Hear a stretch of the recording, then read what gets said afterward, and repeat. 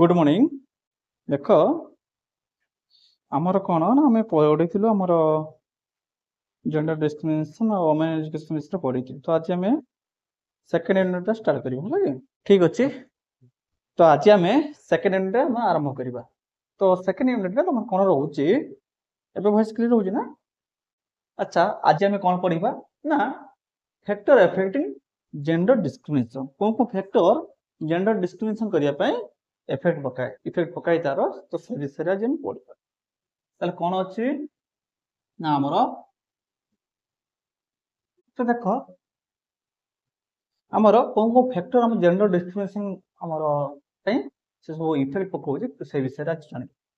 तो मुझे से विषय अलरेडी कही जापर भी आउ थे आम पढ़ा जो तुम सेकेंड यूनिट दे जाए जान आमर डिस्क्रिमिनेशन तैयारी हबार मूल कारण कौन जान ना आमर जो सेक्स रेशियो रोचे सी गोटे गोटे प्रमुख कारण आमर देखा जाए कौन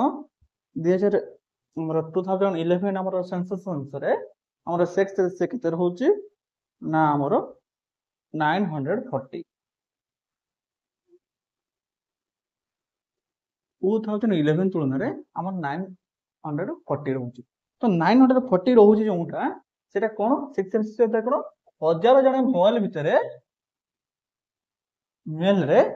केते जण आमर फीमेल सेटा होची सेक्स रेशियो तो आमर 940 अर्थात 1000 जन पुओ भितर आमर 940 जन कौन रोकते 1000 आमर 940 जन महिला रोच तो यहीटा आमर जनगणना अनुसार आमर बाहर कराइला जोटा कि आमर कौन आमर डिस्क्रिमिनेशन गोटे मूल कारण जेहेतु आम समाज कौन हो पुरुषों संख्या अधिक हो जाए आमर कौन हो डिस्क्रिमिनेशन बेस तैयारी हो तो से कौन करामर गोटे प्रकार कौन से पक्षपात करा गोटे चाप सृष्टि डिस्क्रिमिनेशन तैयारी करा फिमेल मान ये आमर 2001 मसीहा जनगणना अनुसार सामान्य बढ़ी जोटा 933 था जोटा कि आमर बढ़ी के 940 जो आमर कौन हो सेक्स रेशियो महिला मान जेहेतु संख्या कम रोचे डिस्क्रिमिनेशन अधिक मात्रा हो सबुठ भल कथा हूँ कौन आम स्टेट आम कंट्री गोटे स्टेट रोचे जोटा कि केरल से केरल जेहेतु सेक्स रेशियो अधिक रोचे केरल कौन रोचे आम नारी मान शिक्षा प्रति बहुत गुरुत्व दिया जाए देखी तुम साक्षरता हारटा सब अधिक लिटरेसी रेट सब अधिक जो केरल देखी तुम कौन ना से गवर्नमेंट हो सब लोक मैंने सजाग था जेहतु एजुकेटेड होती ना से देखिए केरल तुम क्राइम टे कम हुए जो लिटरेसी रेट कम हो निश्चित रूप क्राइम टा अधिक हम जोटा आगर था बदल जानी जो बिहार कौन लिटरेसी रेट कम रोला से बेसी आम कौन होता ना आमर क्राइम होता तापर आमर देखाई कौन जदि यह थिला किंतु गोटे कथा देखाई कौन मेल फीमेल भितर देखा कि ओभरऑल आम टीन एज जो बॉयज एंड गर्ल्स रोच आमर लोअर एज रोच जो मैंने जो यंग गर्ल एंड बॉयज भितर तो से गोटे देखा मिलूँ कौन ना झील मान संख्या बहुत कम जोटा कि 940 जोटा कि गोटे आमर कौन ना गोटे थिंकिंग गोटे परिसर भुक्त होचे जो कौन हो जेहेतु झील मान संख्या जब कम से कौन कर समाज को जब आम ठीक निदर्शन दवाई चाहूँ तार झील मान शिक्षा सहित झील मान संख्या भी बेसी हवा दरकार जिते बेसी हे कौन हम से समाज टाइम से गढ़ भल तो से संख्या कम रोचे गोटे डिस्क्रिमिनेशन हबार गोटे मध्यम ये सब हाँपाई किसी गोटे कारण रोचे किसी फैक्टर रोचे से फैक्टर गुड़िक बर्तमान आम धीरे धीरे जान हाँ तापर जेंडर डिस्क्रिमिनेशन हाँपाई जो कहूली तुम कौन आमर जो जेहेतु ये रोज पेट्रियार्सी आमर पेट्रियार्सी सिस्टम भितर रोचे जेहतु पुरुष प्राधान्य समाज भितर आम रोचे से कौन रोचे नारी मान सहित इम्पोर्टेंट दिया जाऊना यहाँ गोटे आम जेंडर डिस्क्रिमिनेशन गोटे मूल कारण तापर तुम देखी कौन हो ना ପ୍ରତ୍ୟେକ ଘରେ ଭଲ ଖାଦ୍ୟ ଯୋଉଟା ନ୍ୟୁଟ୍ରିଏଣ୍ଟ ଫୁଡ ଯୋଉଟା ସେଇ ଖାଦ୍ୟ ସବୁ କାହାକୁ ଦିଆଯିବ ନା ଘରେ ଯୋଉ ପୁଅ ପିଲା ଥିବେ ତାଙ୍କୁ ଦିଆଯିବ ଭଲ ଖାଦ୍ୟ। ଏମିତି ବି ତମ ସହିତ ବି କେତେବେଳେ ହେଇଥାଇପାରେ ତ କଣ ନା ଆମର କଣ ନା ଭଲ ଖାଦ୍ୟ ହେଲେ ତ ଭାଇ ଖାଇବ ରଖିଦେଇଥାଅ, ଭଉଣୀ ଯଦି ଖାଇଦଉଥିବ ନା ଭାଇ ଖାଇବ ରଖିଥିବ, ଭଲ ଖାଦ୍ୟ ଯେତେବେଳେ ପୁଅ ପିଲାଙ୍କ ପାଇଁ ତ ସାଇତିକି ରଖାଯିବ। ତ ଏଇଟା ବି ମଧ୍ୟ ଯୋଉଥିପାଇଁ କଣ ହବ ନା ଏଇ ଫୁଡ ଆମର ଡେଫିସିଏନ୍ସିରେ କଣ ହୁଏ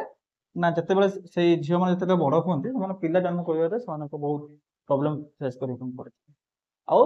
ସେମାନଙ୍କର କଣ ଆମର ଏନିମିଆ ଭଳିଆ ରୋଗରେ ସେମାନେ ଶିକାର ହୁଅନ୍ତି, ରକ୍ତହୀନତା ଯୋଉ, ତ ସେଇ ସବୁ ରୋଗରେ ସେମାନେ ଶିକାର ହୁଅନ୍ତି। କିନ୍ତୁ ସେମାନଙ୍କୁ ପ୍ରଥମରୁ ଆମର ଫୁଡ ନ୍ୟୁଟ୍ରିସନ ଫୁଡ ଗୁଡା ସବୁ ସେମାନଙ୍କୁ ଠିକ ରୂପେ ଦିଆଯାଇନଥାଏ। ତ ଏଇ ସବୁ ପ୍ରୋବ୍ଲେମ ପାଇଁ ଆମର ଜେଣ୍ଡର ଡିସ୍କ୍ରିମିନେସନ ମଧ୍ୟ ସୃଷ୍ଟି ହେଇଥାଏ। ଆଉ ଗୋଟେ କଥା ହଉଛି ଆମ ସୋସାଇଟିରେ, ଯୋଉ ସୋସାଇଟି ଭିତରେ ଆମର ଯୋଉ ଥିଙ୍କିଂ ରହୁଛି ସଦାବେଳେ ଝିଅମାନଙ୍କୁ ଟିକେ ନିକୃଷ୍ଟ ଦେଖିବା, ପୁଅମାନଙ୍କୁ ଟିକେ ଉନ୍ନତ ଦେଖିବା, ଏଇ ସୋସାଇଟି ମଧ୍ୟ ସେ ମଧ୍ୟ ଆମର କଣ କରୁଛି ନା ଡିସ୍କ୍ରିମିନେସନ ଆମର ତିଆରି କରୁଛି। ତ ଯୋଉ କାରଣ ପାଇଁ ଆମର ବହୁତ ଗୁଡେ ପ୍ରୋବ୍ଲେମ ହଉଛି, ଯୋଉ ପ୍ରୋବ୍ଲେମ ପାଇଁ କଣ ହଉଛି ଜେଣ୍ଡର ଡିସ୍କ୍ରିମିନେସନ ପାଇଁ ଆଜି ମଧ୍ୟ କଣ ଚାଲିଛି ନା ଫିମେଲ ଇନଫେଣ୍ଟିସାଇଡ ହେଉଛି। ଫିମେଲ ଇନଫେଣ୍ଟିସାଇଡ ମାନେ କଣ ନା ଜୋର ଜବରଦସ୍ତ ଆମର ଯଦି ଜାଣିପାରୁଛନ୍ତି ଯେ ଝିଅ ପିଲା ହବ ତାହେଲେ ତାଙ୍କୁ କଣ କରୁଛନ୍ତି ନା ଆମର ମାରି ଦଉଛନ୍ତି। ଆଗରୁ ଯୋଉଟା ଥିଲା ଆମର ଏକ ଅନୁସାରେ ସେଟା ବଦଳିଲାନି, କଣ ହଉଛି ନା ଏକ୍ସ ଆମର ଯୋଉ ଅଲ୍ଟ୍ରାସାଉଣ୍ଡ ହଉଥିଲା, ଅଲ୍ଟ୍ରାସାଉଣ୍ଡରେ କଣ ନା ସେମାନେ ଜାଣିପାରୁଥିଲେ, ଡାକ୍ତର ଜାଣିପାରୁଥିଲେ ଯେ ପୁଅ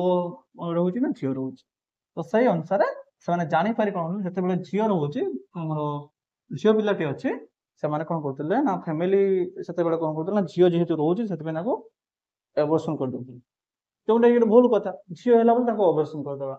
ସେଇଟା ଠିକ କଥା ନୁହଁ। ତ ଏଇ ଅନୁସାରେ ଆମର କଣ କଣ ସବୁ ରହୁଛି ଆମେ ସେ ସବୁ ବିଷୟରେ ଜାଣିବା। ତାପରେ ଏଇ ଫ୍ୟାକ୍ଟର ଭିତରେ ଗୋଟେ ବଡ ଇଏ ରହୁଛି କଣ ଆମର ଫିମେଲ ଡିସାଇଡ।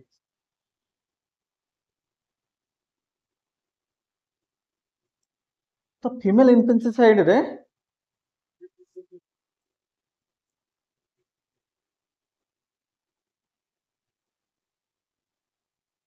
ଦେଖ ଫିମେଲ ଇନଫେଣ୍ଟିସାଇଡ କଣ ନାଇଁ ଆମର ଇନଫେଣ୍ଟିସାଇଡ ଗୋଟେ କ୍ରାଇମ, ଯୋଉ କ୍ରାଇମଟା କଣ କରୁଥିବ ନା ଯେତେବେଳେ ଆମେ ଜାଣିପାରୁଛୁ ଯେ ଝିଅଟିଏ ଜନ୍ମ ହବାର ଅଛି ତାକୁ ଆମେ କଣ କରୁଛୁ ଜବରଦସ୍ତି ମାରି ଦଉଛୁ, ଅର୍ଥାତ୍ ଫ୍ୟାମିଲିର ଆମର ସହଯୋଗରେ ଫ୍ୟାମିଲିର ଇଚ୍ଛା ଅନୁସାରେ ତାକୁ ମାରି ଦଉଛୁ। ଏଇଟା ହଉଛି ଆମର ଇନଫେଣ୍ଟିସାଇଡ। କାହିଁକି ହଉଛି ନା ଆମର ଦେଖିଥିବ ଆଗରୁ କଣ ହଉଥିଲା ନା ପିଲା ଯେତେ ପିଲା ହେଲେ ବି କିଛି ନାହିଁ, ବର୍ତ୍ତମାନ ଆମ ସମାଜରେ କଣ ହେଇଛି ନା ଜଣେରୁ 2 ଜଣ ପିଲା, ପ୍ରତ୍ୟେକ ବାପା ମା ଚାହୁଁଛନ୍ତି ଜଣେରୁ 2 ଜଣ ପିଲା ଠିକ ଅଛି। ତ 2 ଜଣ ପିଲା ସେମାନେ ଯଦି ଜାଣିପାରିବେ ନା ଝିଅଟେ 2 ଜଣ, ଆଉ ସଦାବେଳେ ଆମେ କଣ କରୁଛି ନା ଆମର କଣ କରୁଛନ୍ତି ନା ଆମକୁ ପିଣ୍ଡ ଦବ, ସେ ପିଣ୍ଡ ସକାଶେ କଣ କରୁଛି ନା ପୁଅକୁ ଆଶା କରୁଛନ୍ତି ବେଶୀ, ପୁଅ ହେଲେ ଆମର ଉନ୍ନତି ବେଶୀ ହବ। ତ ସେଇ ସବୁ ଚିନ୍ତାଧାରା ନେଇ କଣ କରୁଛନ୍ତି ସେମାନେ ପୁଅ ଜନ୍ମ କରିବା ପାଇଁ ବେଶୀ ଚାହୁଁଛନ୍ତି, ଯୋଉଟା ତ ଆମ ହାତରେ ନାହିଁ ନା ସେଟାକୁ କେମିତି ଆମେ ଠିକ କରିପାରିବା। ଭଗବାନଙ୍କ ଦ୍ଵାରା ସେଟା ସୃଷ୍ଟି ହଉଛି ଯେହେତୁ ସେଥିପାଇଁ କଣ କରୁଛୁ ନା ଆମର ପୁଅ ଝିଅ ସମସ୍ତଙ୍କୁ ସମାନ ଆଖିରେ ଦେଖିକି ଆମେ ସବୁ କାମ କରୁ। ତ ଇନଫେଣ୍ଟିସାଇଡ ହଉଛି କଣ ଏଇଟା ଗୋଟେ କ୍ରାଇମ, ଏଇଟା ଗୋଟେ ହଉଛି କ୍ରାଇମ।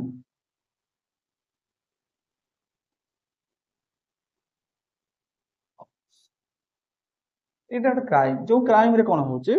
ନା ଆମର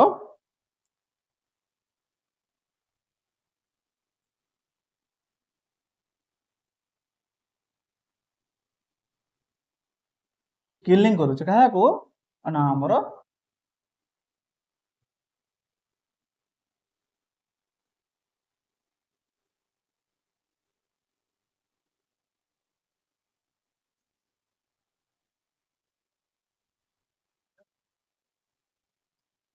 ତ ସେତେବେଳେ ତ ଫିମେଲ ମେଲ କହିବା ଆମର କିଲିଂ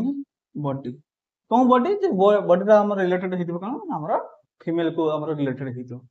ତ ଏଇ ପ୍ରକାରର କ୍ରାଇମ ଟାକୁ ଆମର ହେଇଯାଉଛି କଣ ପାଇଁ ଆମର ଯୋଉ ପୁରୁଷ ପ୍ରଧାନ ସମାଜ ରହୁଛି ତ ସେଇଥିପାଇଁ ସେ ରହୁଛି। ତ ଏସବୁ ପାଇଁ ଆମର କିଛି କିଛି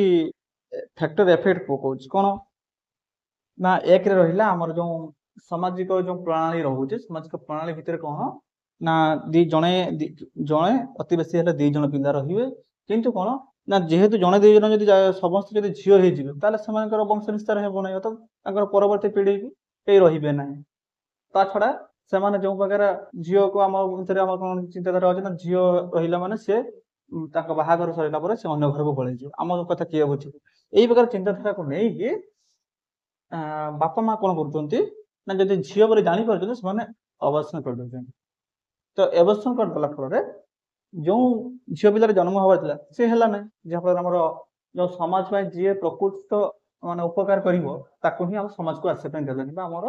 ଏନଭାରନମେଣ୍ଟକୁ ଆସିବା ପାଇଁ ଦେଲେନି। ନଦେଲା ଫଳରେ ଆମର ଯେଉଁ କ୍ରାଇମ ରେଟଟା ବଢିବା ଆମେ କମିବା ବଦଳରେ ସେ କଣ ବଢି ବଢି ଚାଲିଛି। ମା ହିଁ ନୈତିକ ଶିକ୍ଷା ଦେବେ, ଯଦି ମାଙ୍କ ସଂଖ୍ୟା ଯଦି ସମାଜରେ ଯଦି କମ ହବ, ନିଶ୍ଚିତ ରୂପେ ସେ ସବୁ ଶିକ୍ଷା ରହିବ ନାହିଁ, ଯୋଉଥିପାଇଁ ଆମ କ୍ରାଇମ ରେଟଟା ଧୀରେ ଧୀରେ ବଢିଯିବ। ତାପରେ ତମର ଆଉ କିଛି ରହୁଛି କଣ ଯଦି ବି ବହୁତ ଥର ହଉଛି କଣ ନା, ପିଲା ଜନ୍ମ ହେଇଗଲେ ଜାଣିପାରିଲେ ନାହିଁ, ଝିଅ ଜନ୍ମ ହେଇଗଲେ, ଯେତେବେଳେ ଜନ୍ମ ହେଇଯାଉଛନ୍ତି କିଛି ଘର କଣ କରୁଛନ୍ତି ନା, ତାଙ୍କୁ 6 ମାସ ବର୍ଷେ ନ ଯାଉଣୁ କାହିଁ ବିଷ ଦେଇକି ମାରି ଦଉଛନ୍ତି। କାହିଁକି କଣ କରୁଛନ୍ତି ନା, ସେମାନଙ୍କୁ ଏମିତି ନର୍ମାଲି ମାରି ଦଉଛନ୍ତି। କୋଉଠି ବି ଏମିତି ମାଙ୍କୁ ମଧ୍ୟ ଟର୍ଚର କରାଯାଉଛି, ମା ବି ବାଧ୍ୟ ହେଇକି ସେମିତିକା କାର୍ଯ୍ୟ କରିବା ପାଇଁ ବାଧ୍ୟ ହଉଛନ୍ତି। ଆଉ କୋଉଠି ଫ୍ୟାମିଲି ପ୍ରେସର ଦେଇକି ବା ଫ୍ୟାମିଲିର କୌଣସି ମେମ୍ବର ସେମାନେ ମଧ୍ୟ ମାରି ଦଉଛନ୍ତି ପିଲାମାନଙ୍କୁ, ଝିଅ ପିଲାମାନଙ୍କୁ। ଆଉ ଗୋଟେ ବଡ ପ୍ରୋବ୍ଲେମ ହଉଛି କଣ, ଯେତେବେଳେ ଆମର ଯୌତୁକ ପ୍ରଥା ରହୁଛି ଯୋଉ ଆମ ସମାଜ ଭିତରେ, ଯୌତୁକ ପ୍ରଥା ରହିଲା ଫଳରେ ଯଦି ଝିଅ ହେଇଯାଉଛି ନା, ତାଙ୍କ ଉପରେ ଟର୍ଚରର ମାତ୍ରାଟେ ବଢି ଯାଉଛି, ମାଙ୍କ ଉପରେ ଟର୍ଚରର ମାତ୍ରାଟେ ବଢି ଯାଉଛି। ଟର୍ଚରର ମାତ୍ରା ବଢିଯିବା ଫଳରେ କଣ କରୁଛନ୍ତି ମାନେ ଆମର ସେ ଭାରସାମ୍ୟ ହରେଇକି ତଥା ତାଙ୍କ ଯେହେତୁ ଝିଅ ଜନ୍ମ କରୁଛନ୍ତି, ସେ ଝିଅଙ୍କ ଉପରେ କଣ କରୁଛନ୍ତି ନା, ରିସ୍କଟା ବେଶୀ ନେଉଛନ୍ତି। ଏଇଟା ଗୋଟେ ଆମ ସୋସାଇଟି ପାଇଁ ଗୋଟେ ବଡ ପ୍ରୋବ୍ଲେମ। ଏଇ ସବୁ କଥା ଭିତରେ ଆଉ କିଛି କଥା ରହୁଛି କଣ, ଏସବୁର ମୂଳ କାରଣ କଣ ନା, ଯେହେତୁ ଝିଅ ମାନେ ନିଜ ସ୍ୱାବଲମ୍ବୀ ହେଇପାରୁନାହାନ୍ତି, ନିଜର ଇଣ୍ଡିପେଣ୍ଡେନ୍ସଟା ରହୁନାହିଁ, ଆମର ଜଣଙ୍କ ଉପରେ ଡିପେଣ୍ଡେନ୍ସ ରହୁଛି, ସେଇଟା ହଉଛି ମୂଳ କାରଣ। ଏଇ ସବୁ କାରଣ ଯଦି ଆମର ସମାଧାନ ହେଇଯିବ, ତାହେଲେ ନିଶ୍ଚିତ ରୂପେ କଣ କରିବେ ନା, ଝିଅ ମାନେ ମଧ୍ୟ ଆମର ଡେଭଲପ କରିବେ, ତଥା ଆଉ ଯୋଉ ଝିଅ ମାନଙ୍କର ଯୋଉ ମୃତ୍ୟୁ ହଉଛି ସେ ମୃତ୍ୟୁ ବି ହବନି। ହଁ, ଯୋଉ କଥା ମୁଁ କହି ଯାଉଥିଲି, ଯୋଉ ଆମର ଲିଟରେସି ରେଟଟା ରହୁଛି, ଲିଟରେସି ରେଟ ଦେଖିବା ପାଇଁ ଗଲେ ବି ଆମର ଟୋଟାଲ ଉପରେ ଲିଟରେସି ରେଟ ବି ଦେଖ ଫିମେଲ ମାନଙ୍କର ବହୁତ କମ, ଯୋଉଟା କି ଆମର 2011ରେ ଜନଗଣନା କରାଯାଇଥିଲା, ଯେମିତି ଆମର 74 ରହୁଥିଲା ଆମର କଣ ଲିଟରେସି ରେଟ ରହୁଥିଲା ଆମର ଇଣ୍ଡିଆରେ, ଏଟା ଇଣ୍ଡିଆରେ ଲିଟରେସି ରେଟ ରହୁଥିଲା 74। ତା ତୁଳନାରେ ତମେ ଜାଣିଛ ଆମର ଟୋଟାଲ ଫିମେଲ ର ଲିଟରେସି ରେଟ କେତେ ରହୁଥିଲା ଜାଣିଛ ନା, ମାତ୍ର 65। এটা হচ্ছে ইন্ডিয়ার লিটারেসি রেট, তো ফিমেল ମାନଙ୍କର ମାତ୍ର 65, ଯୋଉଟା କି ଗୋଟେ ବଡ ପ୍ରୋବ୍ଲେମ। ଆମର ଟୋଟାଲ ଆମର ଏଭରେଜ ଆମର ଲିଟରେସି ରେଟ ତୁଳନାରେ ଫିମେଲ ମାନଙ୍କର ବହୁତ କମ, ମାନେ ପାଖାପାଖି 10% ରହିଲାନି, 10% ଝିଅ ଲିଟରେସି କମ ରହୁଛି, ମାନେ ବୁଝିପାରୁଛ ନା। ତ ଯୋଉଟା କି ଆମର ଅପୋଜିଟ, ଝିଅ ମାନଙ୍କୁ ହିଁ ବେଶୀ ଶିକ୍ଷା ଦେବା ଦରକାର, ଯେହେତୁ ପିଲାମାନଙ୍କ ସହିତ ସେମାନେ ସବୁବେଳେ ବେଶୀ ଆଟାଚ ରହିବେ ନା, ସେଥିପାଇଁ ସେମାନଙ୍କୁ ବେଶୀ ଶିକ୍ଷାଟା ଦେବା ଦରକାର। ଏଇଟା ଗୋଟେ ବଡ ପ୍ରୋବ୍ଲେମ ରହୁଛି, ଯାହା ତୁଳନାରେ ଆମ ଓଡିଶାର କଥା କହିଲେ ତ ଆହୁରି ଖରାପ। 72 73 ପାଖାପାଖି ରହୁଛି ଆମର ଲିଟରେସି ରେଟ, ସେଥିରେ ଆମର ଓମେନ ମାନଙ୍କର ରହୁଛି 62, ଯୋଉଟା କି ବହୁତ କମ। ଦେଖିଥିବ ସେଇଥିପାଇଁ ଓଡିଶାରେ ଦେଖିଥିବ ପ୍ରତିବର୍ଷ ତମେ ଯଦି ଆମ ଖବରକାଗଜରେ ଦେଖୁଥିବ କଣ ନା, ମହିଳା ମାନଙ୍କର ମୃତ୍ୟୁ କୋଉଠି ଯୌତୁକ ପାଇଁ ମରିଲେଣି, ତ କୋଉଠି ଝିଅ ଜନ୍ମ କରୁଛନ୍ତି ବୋଲି ସେମାନଙ୍କ ନିର୍ଯାତନା ସହୁଛନ୍ତି, ଏଇ ପ୍ରକାର ତ ମୃତ୍ୟୁ ସଂଖ୍ୟା ଧୀରେ ଧୀରେ ବଢୁଛି। ଯଦି ସେମାନେ ଆମର ଶିକ୍ଷିତ ହେବେ, ଏଇ ସବୁ ନିଜକୁ ସେମାନେ ବଞ୍ଚେଇ ପାରିବେ ନା ରକ୍ଷା କରିପାରିବେ। ଆଉ ଡିପେଣ୍ଡେନ୍ସ ରହୁଛନ୍ତି ବୋଲି ସେମାନେ କଣ କିଛି ଷ୍ଟେପ ନେଇ ପାରୁନାହାନ୍ତି, ସେମାନେ ଡରି ଯାଉଛନ୍ତି, ଆମେ ଏଠି ଘରୁ ବାହାରିଲେ କୁଆଡେ ଯିବୁ। ଯଦି ଇଣ୍ଡିପେଣ୍ଡେନ୍ସ ତାଙ୍କର ରହିବ, ଡିପେଣ୍ଡେନ୍ସ ଯଦି ନ ରହିବ, ସେମାନେ କଣ କରିବେ, ନିଜ ଡିସିସନ ନିଜେ ନେଇପାରିବେ। ହଁ, ମୁଁ ଏଠି ରହୁଛି, ମୁଁ ଏଠି ଇନକମ କରୁଛି, ମୁଁ ଏଠି ଚଳୁଛି, ନାଇଁ ମୁଁ ଏକା ଚଳିବି କଣ ଅଛି, ତ ସେଇ ପ୍ରକାର ଗୋଟେ ଡିସିସନ ସେମାନେ ନେଇପାରିବେ। ଯଦି ସେମାନଙ୍କର ଆମର ଡିପେଣ୍ଡେନ୍ସ ଯଦି କମ ହେଇଯିବ, ତାହେଲେ ସେତେବେଳେ ଯାଇକି ଏଇଟା ପସିବଲ ହେଇପାରିବ। ତ ଡିପେଣ୍ଡେନ୍ସି କମ କରିବା ପାଇଁ ହେଲେ ସେମାନଙ୍କୁ ଏଜୁକେଟେଡ ହବାକୁ ପଡିବ, ଏଜୁକେଟେଡ ହେଲେ ଯାଇ ସେମାନେ ଆମର ଡିପେଣ୍ଡେନ୍ସିଟା କମ କରିବ। ତ ଏଇ ସବୁ ପାଇଁ ଆମର କୋଉ କୋଉ ଫ୍ୟାକ୍ଟରଟା ସବୁ ଆମର ଇଏ ରହୁଛି, କୋଉ କୋଉ କାରଣ, ଏ ତ ଆମେ ନର୍ମାଲି ଆମେ କହିଗଲେ, ତାପରେ ଏବେ ସବୁ କଜଟା ହଉ ଜାଣିବା।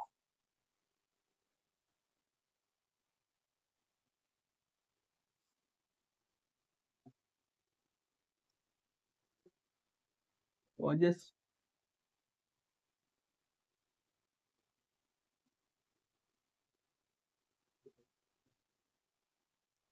for female ferticide.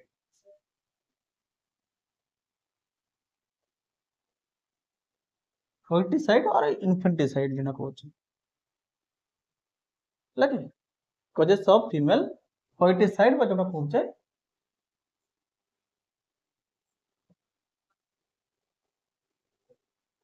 infanticide.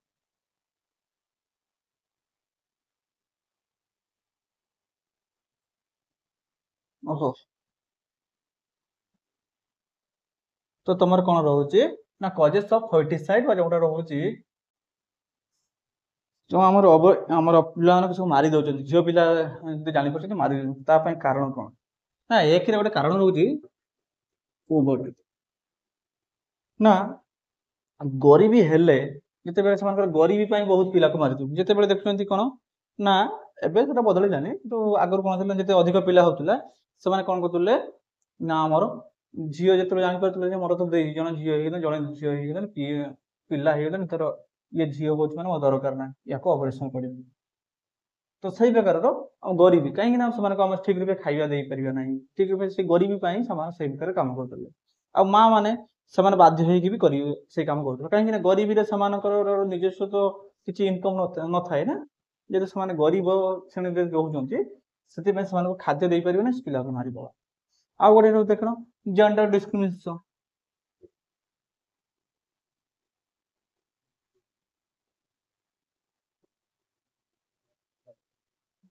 Gender ଡିସ୍କ୍ରିମିନେସନ ଭିତରେ କଣ ରହୁଛି ଆମର ପୁଅ ହିଁ ଦରକାର। କିଛି କିଛି ଫ୍ୟାମିଲି ଥାନ୍ତି ସେମାନେ ପିଲା ଜନ୍ମ ହଉ ନ ହଉ ପ୍ରଥମରୁ କଣ ଯେମିତି ଆମର ପୁଅଟି ହଉ ମାନେ ଯେମିତି କଣ କୁହାଯିବ, ଯେମିତି ମାଙ୍କ ହାତରେ ସବୁ କିଛି ଅଛି, ସେ ଚାହିଁଲେ ଯେମିତି ସବୁ କିଛି କରାଇଦେବେ। ତ ସେଇ ପ୍ରକାର କିନ୍ତୁ ପସିବଲ ନୁହେଁ। ତମେ ନର୍ମାଲ କଥା ଜାଣିଥାଅ,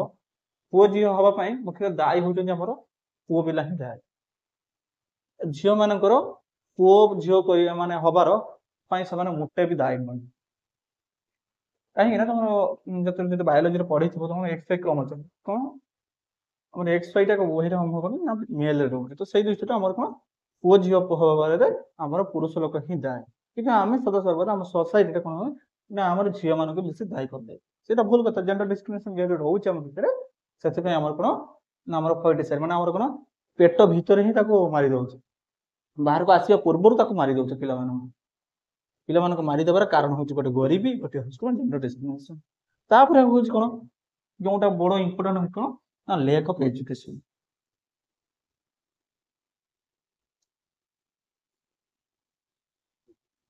ତାପରେ ବହୁତ ଇମ୍ପୋର୍ଟାଣ୍ଟ କଥା ହଉଛି ଲ୍ୟାକ୍ ଅଫ୍ ଏଜୁକେସନ। ଯୋଉଟା ମୁଁ କହିଗଲି ତ ଏଜୁକେସନର ଯୋଉ ଲ୍ୟାକ୍ ଟା ରହୁଛି ନା, ଯୋଉଥିପାଇଁ ଆମର କଣ ରହୁଛି ନା ଝିଅ ପିଲାମାନେ ବେଶୀ ଶିକ୍ଷିତ ହେଇପାରିଲାନି, କଣ ଠିକ କଣ ଭୁଲ କଣ ଜାଣିପାରିଲେ ନାହିଁ, ସେମାନେ କେଉଁ ପ୍ରକାର ନିଜର ଟ୍ରିଟମେଣ୍ଟ କଣ କୋଉ ପ୍ରକାର ନେବେ ସେଟା ବି ଠିକ ଠିକ ଜାଣିପାରୁନାହାନ୍ତି। ଯେଉଁଥିପାଇଁ ଆମର ରକ୍ତହୀନତା ମାନେ ଏନିମିଆ ଭଳିଆ ଆମର ରୋଗର ଶିକାର ସେମାନେ ହୁଅନ୍ତି। ସେମାନେ ନିଜ ବି ଆମର ହେଲ୍ଥ କେୟାରଟା ଠିକରେ ନେଇପାରୁନାହାନ୍ତି ନାହିଁ। ଆଉ ବହୁତ ଆମର ଆଗରୁ ସବୁ କଣ ହଉଥିଲା ଆମର ପ୍ରପର କେୟାର ନେଇ ପାରୁନଥିଲେ ବୋଲି ପିଲାମାନଙ୍କର ମୃତ୍ୟୁ ହେଇଯାଉଥିଲା ଅଧିକ ପିଲାମାନେ। ଆଉ ଏମିତି ବି ଆମର ଥିଲା କଣ ନା ଝିଅ ହେଇଛି ତ ତାକୁ ପୁରା ଅଣଦେଖା, ଏ ବଞ୍ଚିଲେ ବଞ୍ଚିବ ମରିଲେ ମରିବ ଏମିତିକା ହଉଥିଲା। ଏବେ ସେଟା ବଦଳିଲାନି ଲୋକମାନଙ୍କ ଭିତରେ, ସେ ଜଣେ 2 ଜଣ ପିଲା ଭିତରେ ଝିଅ ହୁଅନ୍ତୁ ପୁଅ ହୁଅନ୍ତୁ ସେମାନଙ୍କୁ ଦେଖିଲେନି ଠିକ ଯେମିତି ଦେଖିବା କଥା। କିଛି କିଛି ଘରେ ଏବେ ବି ରହିଛି ପୂର୍ବ ଆମର ଛାଞ୍ଚ ରହିଯାଇଛି। ତ ଲ୍ୟାକ୍ ଅଫ୍ ଏଜୁକେସନ ଯୋଉଟାକି ବହୁତ ଇମ୍ପୋର୍ଟାଣ୍ଟ କଥା ହଉଛି ଆମର ଏଇ ଆମର ଫର୍ଟିସାଇଡ୍ ପାଇଁ ବା ଇନଫାଣ୍ଟିସାଇଡ୍ ପାଇଁ ଗୋଟେ ବଡ କାରଣ ଏଜୁକେସନ ଯୋଉ ଅଭାବ ରହୁଛି। ତାପରେ ଆଉ ଗୋଟେ ରହୁଛି କଣ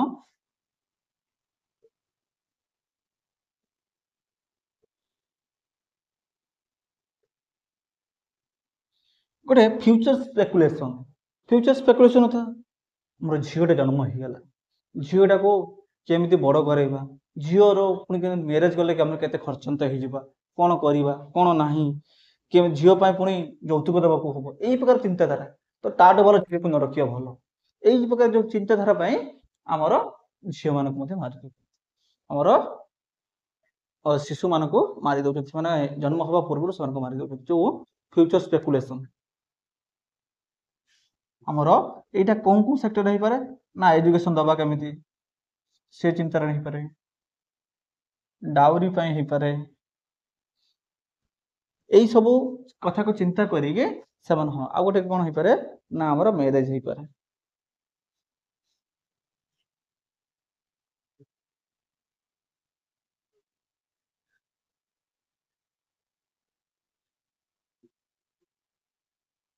ଏଇ ସବୁ ଜିନିଷକୁ ଚିନ୍ତା କରିକି ସେମାନେ କଣ କରୁଛନ୍ତି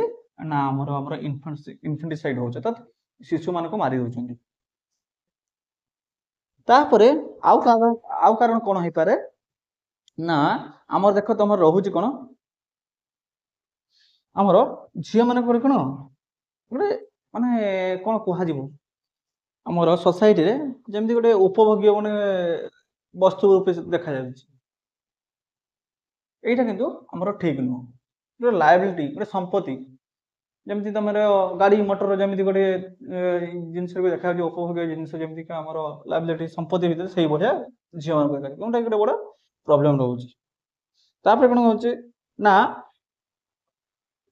ଯୋଉଟା ଆମେ କହିଗଲେ ଫିଅର ଅଫ ଡାଉରି ଜଣେ ରହୁଛି, ଏଇଟା ମଧ୍ୟ ସେଇ ୟାରି ଭିତରେ ରହିଯାଉଛି।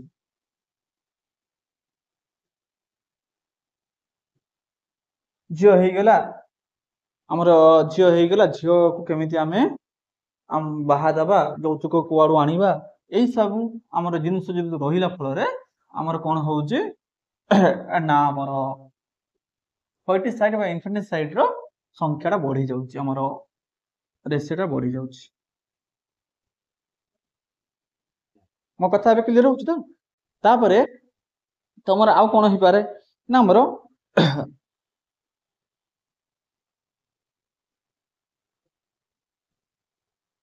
ଆମ ଭିତରେ ଗୋଟେ ଚିନ୍ତାଧାରା ଥାଏ କଣ ନା ଝିଅ ଜନ୍ମ ହେଇଗଲେ ଖାଲି ପଇସା ଧ୍ୱଂସ କରିବେ, କିଛି ନାହିଁ, ଖାଲି ପଇସା ଖର୍ଚ୍ଚ, ଖାଲି ତା ବିଷୟରେ ଆଉ କିଛି ନାହିଁ, ଆମର ପଇସା ଖାଲି ଖାଲି ଅଧିକ ପଇସା ଖର୍ଚ୍ଚାନ୍ତ ହବାକୁ ପଡିବ। ଆମମାନଙ୍କ ଭିତରେ ଆମ ଫ୍ୟାମିଲି ଭିତରେ ଏଇ ପ୍ରକାର ଗୋଟେ ଚିନ୍ତାଧାରା ଥାଏ, ଯୋଉଟା କି ଗୋଟେ ଆମର ଆମର ଫର୍ଟିସାଇଡ ର ଗୋଟେ ଆମର ବଡ ମାନେ ଫର୍ଟିସାଇଡ ହବା ପାଇଁ ଗୋଟେ ବଡ କାରଣ ହେଇଥାଏ। ତ ସେଇଟାକୁ ନ ଭାବି ଯେ ଆମେ ଝିଅ ମାନଙ୍କ ମାନେ ଖାଲି ଆମେ ଖର୍ଚ୍ଚର ମାଧ୍ୟମ ବୋଲି ନ ଭାବି ଝିଅମାନେ ଆମ ସୋସାଇଟିର ଗୋଟେ ଆମର ଗୋଟେ ସୋସାଇଟି ମେକର ବୋଲି ତାକୁ ଦେଖିବା କଥା। ତ ଏଇ ସବୁ ଜିନିଷ ରହୁଛି କଣ ନା ଆମର ସବୁ ଫର୍ଟିସାଇଡ ପାଇଁ ଆମର ସବୁ କଜ ସବୁ ରହୁଛି। ତାପରେ ଏଇ ସବୁ ଜିନିଷ ତ ରହିଲା ଖାଲି ଆମ ସୋସାଇଟି ଦିଆ ପାଇଁ ଯାଏନି, ଆମର ଫିମେଲ ମାନଙ୍କର ଫର୍ଟିସାଇଡ ବି ରହୁଛି। ଆମର ଏଇଟା ଗଲା କଣ ଇନଫାଣ୍ଟ ଶିଶୁ ମାନଙ୍କୁ, ଆଉ କିଛି ଜାଗାରେ ଦେଖାଯାଉଛି ଫିମେଲକୁ ବି ଆମର ମାରି ଦିଆଯାଉଛି,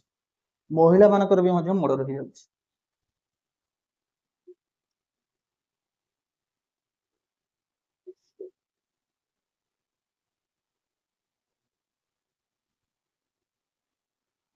ଆମର ମହିଳା ମାନଙ୍କର ବି ମୃତ୍ୟୁ ହେଇଯାଉଛି, ସେମାନଙ୍କୁ ମାରି ଦିଆଯାଉଛି। କଣ ପାଇଁ ଦେଖିଥିବ ଆମ ସମାଜରେ କିଛି ଘରେ ଯୌତୁକ ପାଇଁ କଣ ନା ଆମର ବୋହୂ ହତ୍ୟା ହେଲାଣି, ଯୌତୁକ ପାଇଁ ଝିଅ ହତ୍ୟା ହେଲାଣି, ଏଇ ପ୍ରକାରର ଘଟଣା ସବୁ ବହୁ ଆମର ଯୋଉ ମହିଳା ମାନଙ୍କର ହତ୍ୟା କରାଯାଉଛି କଣ ଆମର ଗୋଟେ ବଡ କାରଣ ହଉଛି ଆମର ଯୌତୁକ। ଆଉ ଗୋଟେ କଣ ହଉଛି ସୋସାଇଟିର ସିକ୍ୟୁରିଟି ପାଇଁ ଗୋଟେ ମର୍ଡର ଦିଆହଉଛି, ଆଉ କିଛି ଆମର ଏକ୍ସଟ୍ରା ମ୍ୟାରିଟାଲ ଆଫେୟାର୍ସ ପାଇଁ ବି କିଛି ମର୍ଡର ହେଇଯାଉଛି ଯଦି କିଛି ମହିଳା ମାନେ। ତାପରେ ଆମର ରିଲିଜିଅନ, ଆମ ଧର୍ମ ଅନୁସାରେ ଦେଖିଲେ ଧର୍ମ ଅନୁସାରେ ଧର୍ମକୁ ଦେଖିକି ଆମର କିଛି ମହିଳା ମାନଙ୍କୁ ହତ୍ୟା କରାଯାଉଛି। କିଛି ଦେଖୁନାହାନ୍ତି ଇଏ ଏଇ କଥା କେତେ ଜଣ ଆମର ମୁସଲିମ ଲୋକ ଅଛି ଯଦି କୌଣସି ହିନ୍ଦୁ ଦେବାଦେବୀଙ୍କୁ ଯଦି କିଛି ପ୍ରିଫରେନ୍ସ ଦେଇଦେଉଛି ତାଙ୍କ ଉପରେ ଅତ୍ୟାଚାର ହେଇଯାଉଛି। ତ ଏଇ ପ୍ରକାର ଏ କଣ ସବୁ ରହୁଛି ନା ଆମର ଡାଉରି ଗୋଟେ ରହୁଛି, ଗୋଟେ ହଉଛି ଡାଉରି। ଏଇ ଆମର ଯୌତୁକ ପାଇଁ ଗୋଟେ ମହିଳା ମାନଙ୍କୁ ବେଶୀ ହତ୍ୟା, ବର୍ତ୍ତମାନ ବେଶୀ ହତ୍ୟା ହଉଛି ଯୌତୁକ ପାଇଁ। ତମେ ଦେଖିଥିବ କୁହନ୍ତି ଫାଶୀ ପେପର ପ୍ରତିଦିନ ବାହାରୁଛି, କୋଉଠି ଫାଶୀ ଲଗେଇ ଦେଇ ଆମର ସ୍ୱାମୀ ଫାଶୀ ସ୍ତ୍ରୀଙ୍କୁ ଫାଶୀ ଲଗେଇ ମାରିଦିଅନ୍ତି, କୋଉଠି ଶାଶୁ ଶ୍ୱଶୁର ମିଶିକରି ବୋହୂଙ୍କୁ ମାରିଦିଅନ୍ତି। କାହିଁକି ନା ଆମର ଏଇ ଡାଉରି ଯୌତୁକରେ କଣ ଏତେ ଇମ୍ପୋର୍ଟାଣ୍ଟ, ଗୋଟେ ଜୀବନଠୁ ଯୌତୁକ କଣ ଏତେ ଅଧିକ ଗୁରୁତ୍ୱପୂର୍ଣ୍ଣ କି? ତ ଏଇଟା ଠିକ ନୁହେଁ ନା କି? କାହିଁକି ସମସ୍ତେ ବୁଝିବା କଥା ଯେ ବୋହୂଟେ ଆସିଲା ନୁହେଁ ଯେ ଆମେ ତାକୁ ସବୁ କିଛି, ଆମର ବି ଝିଅ ରହୁଛି, ତ ସେମାନେ ବୋହୂଙ୍କ ଉପରେ ଅତ୍ୟାଚାର କଲା ବେଳେ କଣ ତାଙ୍କ ନିଜ ଝିଅ କଥା ଭାବିବା ଦରକାର ଦେଲେ ଯାଇକି ଏଇ ପ୍ରକାର ଆମର ଯୋଉ କ୍ରାଇମ ଟା ହଉଛି ସେ କ୍ରାଇମ ଟା ହବ। ତାପରେ ଆଉ ଗୋଟେ ହଉଛି କଣ ସ୍ମଲ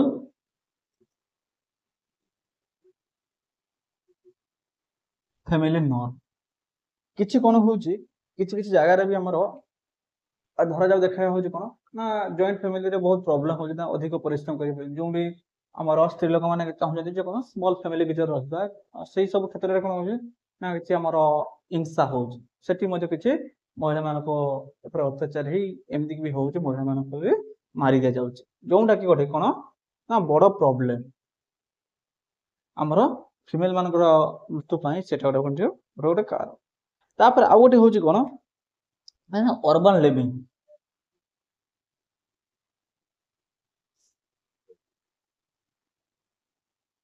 ଅର୍ବାନ ଲିଭିଂ ଯେତେବେଳେ ଆମର ସମସ୍ତେ ଚାହାନ୍ତି କଣ ନା ଆମର ଯେମିତି ସହରରେ ବାସ କରିବା ଯେମିତି ହାଇଫାଇ ମେଣ୍ଟେନ କରିବା କିଛି କିଛି ଜାଗାରେ ତ ଏଇ ସବୁ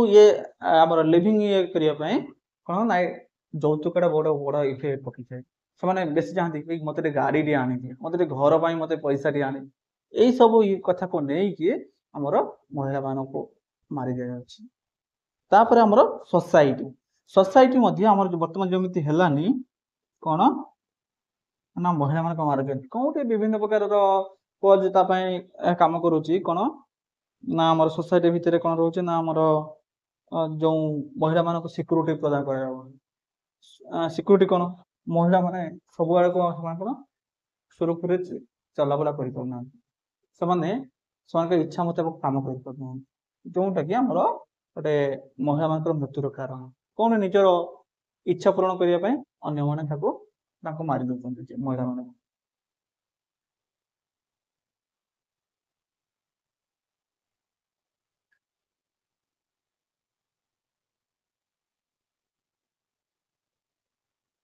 ଯାହା ଫଳରେ ଆଉ କଣ କିଛି କିଛି ଜାଗାରେ ରହୁଛି ଆମର କଣ ନା ଆମ ପପୁଲେସନ ଟା କମେଇବା ପାଇଁ କିଛି ଜାଗାରେ କଣ ହଉଛି ନା ମହିଳା ମାନଙ୍କୁ ମାରି ଦିଅନ୍ତି ମହିଳା ମାନେ ନ ରହିଲେ ହିଁ ପପୁଲେସନ କମିଯିବ ତ ସେଇ ପ୍ରକାରର କିଛି ହିଂସା ବି ହଉଛି ଆମର ପପୁଲେସନ କୁ ଲକ୍ଷ୍ୟ କରି କିଛି ହିଂସା ହେଇଯାଉଛି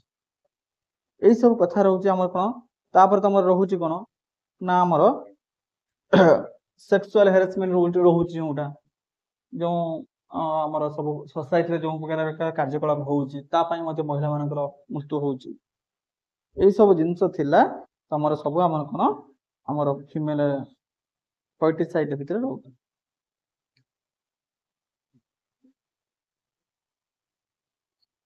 ତ ଆମେ ଏଇ ସବୁକୁ କେମିତି ଦୂରୀଭୂତ କରିପାରିବା ଗୋଟିଏ ତାର ବାଟ ହଉଛି କଣ ଫିମେଲ ମାନଙ୍କୁ ଏଜୁକେସନ ପ୍ରୋଭାଇଡ କରିବ ଆମର ତାପରେ ମହିଳା ମାନଙ୍କୁ କେମିତି ନ୍ୟାୟ ମିଳିପାରିବ ଆମର କୋର୍ଟ କଚେରୀ ଆମର ଜୁଡିସିଆଲି ତାଙ୍କୁ କେମିତି ହେଲ୍ପ କରାଯାଇପାରିବ ତା ପାଇଁ ଆମେ ଷ୍ଟେପ୍ ନେବା ଦେଲେ ଯାଇକି କଣ ହବ ନା ଆମର ସେମାନଙ୍କର ମୃତ୍ୟୁ ହାରଟା କମିବ ତା ଛଡା ସେମାନେ ଗୋଟେ ଜୀବନ ଯାପନ କରିପାରିବେ ସୁଖର ଜୀବନ ଯାପନ କରିପାରିବେ ଦେଲେ ଯାଇ ସେମାନଙ୍କର ଲାଇଫ ଟା ଗୋଟେ ବାଲାନ୍ସିଂ ଲାଇଫରେ ସେମାନେ କଣ କରିପାରିବେ ନା ଯାଇପାରିବେ। ତ ସେଇ ଅନୁସାରେ ଆମର ଗଭର୍ଣ୍ଣମେଣ୍ଟ ମଧ୍ୟ ତାପରେ କିଛି ଷ୍ଟେପ୍ ନେଇଛନ୍ତି କିଛି କିଛି ଆକ୍ଟ ବାହାର କଲେଣି ବର୍ତ୍ତମାନ ଯୋଉ ଆକ୍ଟ ଅନୁସାରେ ମହିଳା ମାନଙ୍କୁ ବହୁତ କିଛି ଦିଆଯାଉଛି ଆଉ ଏମିତି କିଛି ଆମର ଆକ୍ଟ ମଧ୍ୟ ବାହାର କରିଛନ୍ତି ସେ ଆକ୍ଟ ଗୁଡ଼ିକ କଣ ଯେମିତି ତମର ଜୁଡିସିଆଲିରେ ରହୁଛି ଯୋଉ ଆଇପିସି ସେକ୍ସନ ସବୁ ହେଇଛି କିଡନାପ ଆଟେମ୍ପ୍ଟ ଟୁ ମର୍ଡର ତାପରେ ଯୋଉ ରେପ୍ ପାଇଁ ସବୁ ତମର କଣ ରହୁଛି ଆମର ଓମେନଙ୍କ ପାଇଁ ସବୁ କିଛି ଆଇପିସି ଆକ୍ଟ ସବୁ ବାହାର କରାଗଲାଣି ତାଙ୍କର କଣ କ୍ରାଇମ ଏଗେନ୍ଷ୍ଟ ଓମେନ ମାନଙ୍କ ଉପରେ ଯେମିତି କ୍ରାଇମ ନ ହବ ସେଥିପାଇଁ କିଛି ଆକ୍ଟ ବାହାର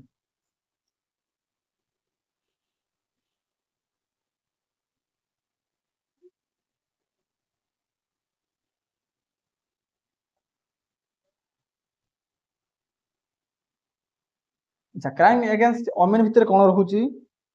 ନା ଦେଖ ତମର ରେପ୍ ପାଇଁ ଯଦି ଇଏ ହଉଛି ତାହେଲେ ତାଙ୍କର କଣ ଆମର ସେକ୍ସନ ରହୁଛି କଣ ଆମର 376 ଇଣ୍ଡିଆନ ଆମର ପେନାଲ କୋଡର ଆମର ସେକ୍ସନ ଆମର କଣ ହଉଛି ନା 360 ଆମର 376 जो आईपीसी एक्ट रोचे से एक्ट अनुसार दंड विधान दि जाए तुम जुडिशियल लिखित भाव तापर आम कौन रोचे ना अटेम्प्ट टू कमिट रेप मान जन को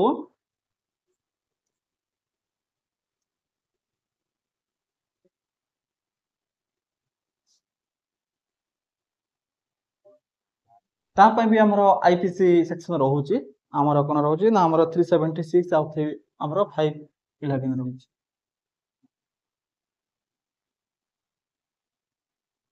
तो यही अनुसार जदि कहीं धमक दौरान तो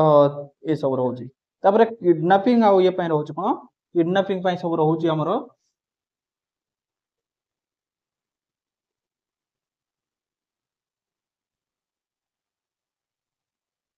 हाँ किडनैपिंग तुम रोचे कौन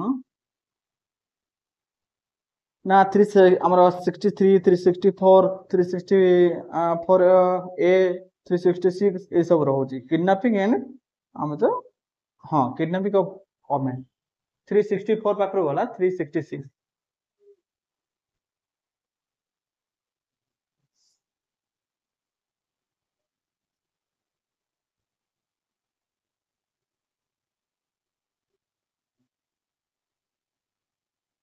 यही सब रोचे आमर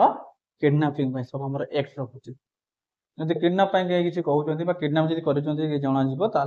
यही धारा अनुसार तुम आमर अटेम्प्ट तापर तुम रोचे कौन आमर किडनैपिंग रोचे तापर कौन कौन आमर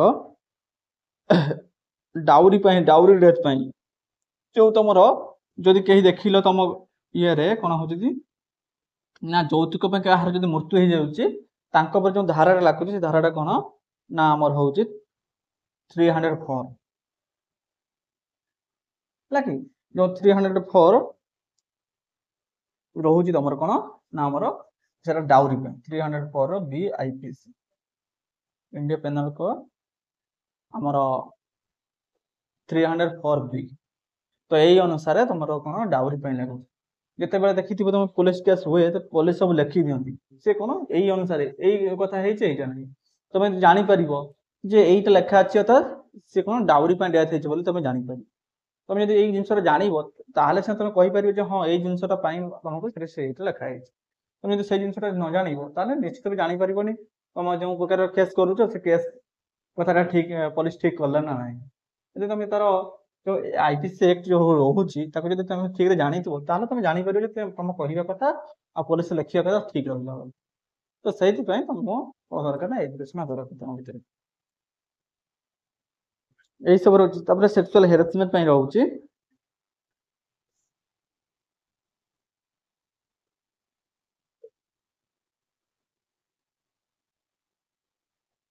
सेक्सुअल हेरासमेंट तुम एक्ट रोचे कौन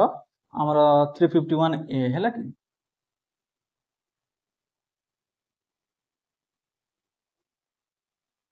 आमर 354 ए रोचे तुम कौन ना सेक्सुअल हेरासमेंट ये सब महिला मान सब रखुची तो यही सब तुम एक्ट अनुसार दंड विधान कर तुम कहीं तुमको एमती हईराण कर जहाँ भी किसी तुम यही प्रकार रही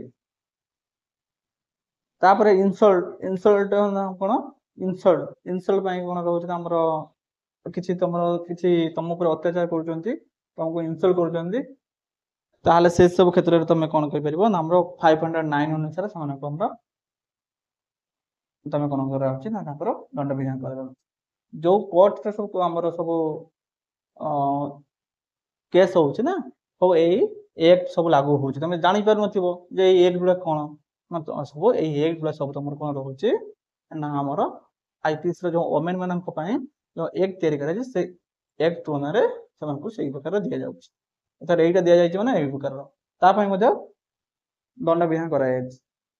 लेखा आज सब जी वकिलाती आम पढ़ुवे से भर लेखा आज मेनसन कर एक्ट अनुसार यही दंड विधान कर एक्ट अनुसार यही दंड जमी आम कहते आमर कौन ना 3 मास नन बेल सब लेखा यही आमर ये अनुसार लेखा रोचे तापर तुम आउ कौन रोचे ना आमर जदि देखिल कौन कौन फैमिली रे ନା ସ୍ୱାମୀ ସ୍ତ୍ରୀ ଉପରେ କ୍ରୁଏଲ୍ଟି କରୁଛନ୍ତି ବା ଅତ୍ୟାଚାର କରୁଛନ୍ତି, ନିଷ୍ଠୁରତା ଦେଖାଉଛନ୍ତି, ତାହେଲେ ତା ପାଇଁ ମଧ୍ୟ ଆମର ଦଣ୍ଡ ବିଧାନ କରାଯାଇଛି, ଆମ ସମ୍ବିଧାନରେ ଦଣ୍ଡ ବିଧାନ କରାଯାଇଛି। ତ ସେଇ ଅନୁସାରେ ତାର ଇଏଟା କୋଉଠି ନା 498A। ତମେ ମନେ ରଖିଥିବ, ଯଦି ସ୍ୱାମୀ ଯଦି ସ୍ତ୍ରୀ ଉପରେ କିଛି ନିଷ୍ଠୁରତା କରୁଛନ୍ତି ବା ଆମର ତାଙ୍କ ଉପରେ କିଛି ଅତ୍ୟାଚାର କରୁଛନ୍ତି, ତାହେଲେ ତାଙ୍କ 498A ଅନୁସାରେ ତାଙ୍କ ଉପରେ କିଛି କାର୍ଯ୍ୟାନୁଷ୍ଠାନ ନିଆଯାଇପାରିବ, ଆମର ସମ୍ବିଧାନର ଦଣ୍ଡ ବିଧାନ ରହିଛି। ତାପରେ କିଛି ଯଦି କଥା ହଉଛି କଣ, ଆମେମାନଙ୍କ ସୁଇସାଇଡ୍ ପାଇଁ ଯଦି କିଛି ଗୋଟେ କଥା ପ୍ରବର୍ତ୍ତାଇଥାଏ, ତ ତାହେଲେ ମଧ୍ୟ କିଛି ଗୋଟେ କଥା ବା ସେମାନଙ୍କ ଟର୍ଚରଟା ଆମର କଣ ଆମେମାନେ ସୁଇସାଇଡ୍ କରିବା ପାଇଁ ଗୋଟେ ବାଧ୍ୟ କରିଥାଏ, ତ ତା ପାଇଁ ରହୁଛି ଆମର 306A। 306 ରହୁଛି କଣ ନା ଆମର ଆମେମାନଙ୍କୁ ସୁଇସାଇଡ୍ ପାଇଁ ପଠେଇବା, ଏଇ ପ୍ରକାରର ସବୁ ଆମର କଣ ହଉଛି ନା IPC ଆକ୍ଟ ସବୁ ରହୁଛି ତମର ସବୁ ଏଇ ସବୁ ଜିନିଷ ରହୁଛି। ତାପରେ ଯୋଉ ଆମର ଡାଉରୀ ପାଇଁ ରହୁଛି, ଡାଉରୀ ପାଇଁ ରହୁଛି ତମର ଯୋଉ ଯୌତୁକ, ଆମର ସବୁ କଣ ଅଛି ନା ଆମ ସମ୍ବିଧାନ ଅନୁସାରେ ପ୍ରଥା ରହିଛି କଣ ଯୌତୁକ କେହି ନେଇପାରିବେନି, କିନ୍ତୁ ଆମେ ତାକୁ ରୁଲ୍କୁ ଦେଖାଦେଖି କରି ଆମେ କିନ୍ତୁ ତାକୁ ମାନୁନାହୁଁ, ଆମେ ଡାଉରୀ ବର୍ତ୍ତମାନ ବି ଦେଇଛୁ। ହଁ, ଏଇ ଡାଉରୀଟା କଣ ହେଲା ନା ଆମର ଡାଉରୀଟା ହଉଛି ଆମର 1961ରେ ଆରମ୍ଭ ହେଲା। ତ 1961ରେ ଏଇ ଡାଉରୀ ଉପରେ ଗୋଟେ ଆମର ଆମେଣ୍ଡମେଣ୍ଟ ଆସିଥିଲା, ଆମର ଆମେଣ୍ଡମେଣ୍ଟରେ ତାକୁ ଏଡ୍ କରାଯାଇଥିଲା,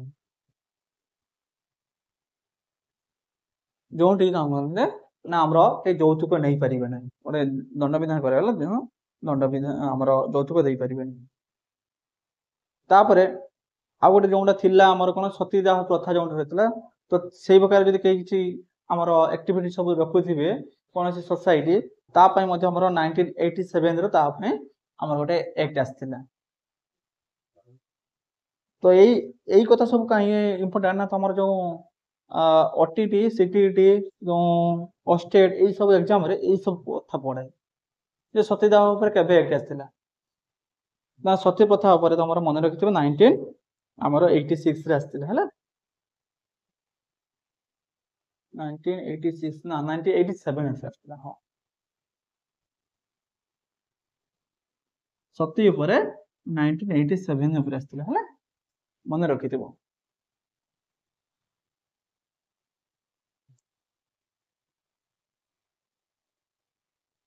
ତାପରେ ଆମକୁ ଆସିଥିଲା ନା ଡୋମେଷ୍ଟିକ ଭାଇଲେନ୍ସ ପାଇଁ ଆମର ଆକ୍ଟ ଆସିଥିଲା ଆମର 2005ରେ ଆସିଥିଲା।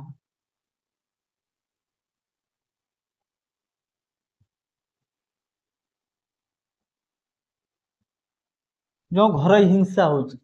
ଘରୋଇ ହିଂସା ଯୋଉ ଘରୋଇ ହିଂସା ଆମର ବୋଉ ଶାଶୁଙ୍କ ମଧ୍ୟରେ ଯୋଉ ହିଂସା ହଉଛି, ତା ପାଇଁ ମଧ୍ୟ ଆମର ଡୋମେଷ୍ଟିକ ହିଂସା, ଯଦି ହିଂସାରେ କଣ ହଉଛି ନା ବହୁତ ଟର୍ଚର କରାହଉଛି, ବୋହୁକୁ ବହୁତ ଟର୍ଚର କରାହଉଛି, ତ ଏଇ ଡୋମେଷ୍ଟିକ ଇଏ ପାଇଁ 2005ରେ ସେ ରୁଲଟା ଆସିଥିଲା। ଏଇଗୁଡ଼ା କାହିଁକି ମୁଁ କହୁଛି ନା ତମର ଯୋଉ ଇମ୍ପୋର୍ଟାଣ୍ଟ CTET ହଉ OSTET ହଉ ଏଇ କ୍ୱେଶ୍ଚନ ପକାଇ ଦଉଛି। ପିଲାମାନେ ତ ବହୁତ କିଛି ଜାଣିଛନ୍ତି, ସେଥିପାଇଁ କେହି କ୍ଲାସ୍ ତ ଆସୁନାହାନ୍ତି, ବହୁତ ଅଳ୍ପ ସଂଖ୍ୟକ ପିଲା ଆସୁଛନ୍ତି, କାହିଁକି ସେମାନେ ବହୁତ ଜାଣିଛନ୍ତି, କିନ୍ତୁ ସେମାନେ ବୁଝିପାରିବେ କେତେବେଳେ ବୁଝିବେ ନା ଯେତେବେଳେ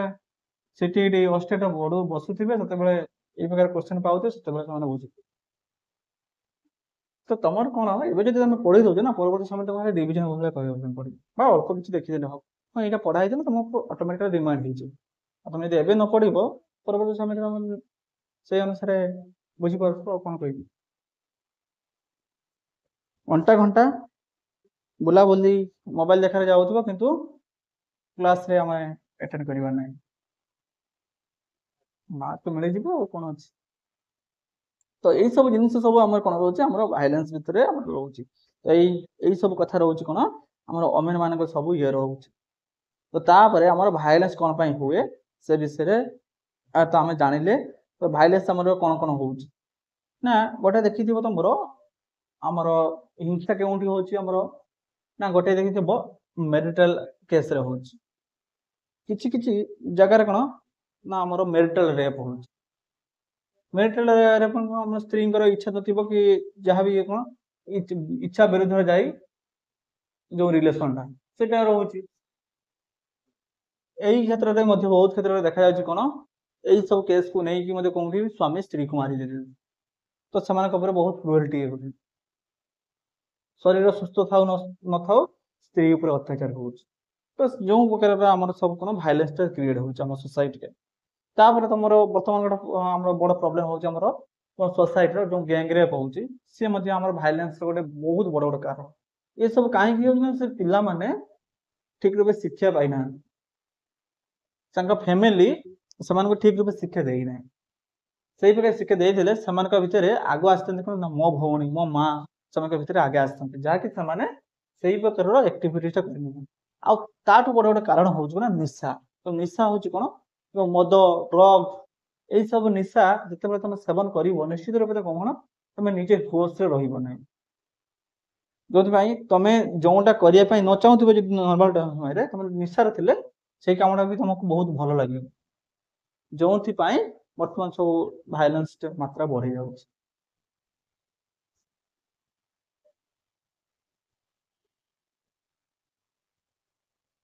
यही सब जिन सब तुम रोच कौन आमर सब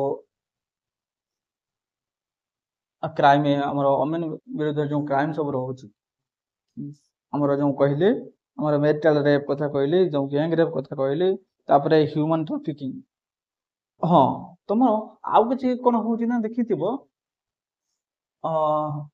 अमेन एगेन्स्ट क्राइम हूँ कौन ना जो आम ह्यूमन ट्राफिकिंग अर्थात से किसी लोक मान नहीं कौन हो अंग प्रत्यंग सब बिक्री करा अर्थात से आम सोसाइटी देखा कौन ना नारी मान टे भय कला अच्छा से सेमती प्रम्प्ट नुहति जो चिंताधारा रोचे जो कौन से धरी नहीं से अंग प्रत्यंग चालान कर ह्यूमन ट्राफिकिंग कर बहुत जगार नियोजित करमती वर्ष आमर हजार हजार लक्ष लक्ष देखी आम कौन ना मिसिंग रोचे आम झील मान मिसिंग रोचे मिसिंग केस आम कंट्री रोचे जोटा कि आमर कौन हो